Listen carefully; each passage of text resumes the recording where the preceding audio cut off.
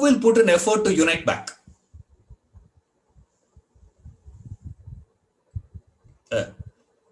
There's a lovers. I can't say couple nowadays. Earlier I used to give example couple. Now I changed.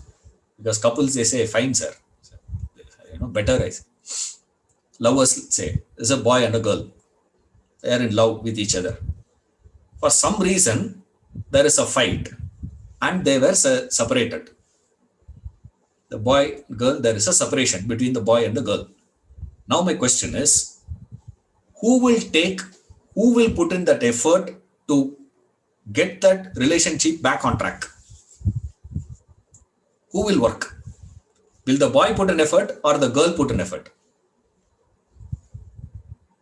This is a standard question I ask. And I used to go and teach in the colleges. All boys say boys. All girls say girls. Standard answer. Who will put an effort? Will the boy put an effort or girl? Sometimes boys do, sometimes girls do. Right? What they do, I'm not worried about. Point is, who will work? Who will strive? Between the two, who will strive is the one who feels the pangs of separation more. I'm separated, correct. If I am happy with the separation, will I put an effort? Will not put an effort. So long as I am struggling to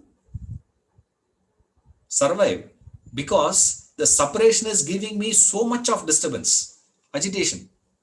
I'm so saddened because of the separation. I can't take the separation. The one who cannot take that separation is the one who will put in anything. He would go and stand in front of the girl's house. Maybe pouring. He will be standing there. He will not budge. He will not move. And this girl will go on running behind him. This guy will go on kicking her out. Get out of my house. Physically even abuse also the girl. But the girl will say what? Nothing doing. I want to be with you. Why? Being separated from you is such a pain to me. I'm asking question to every one of you. Ask yourself.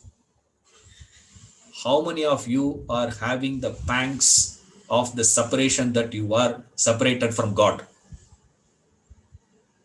You are separated from the truth. You are separated from the reality. You are separated from your own self. Do you feel the pangs of that separation?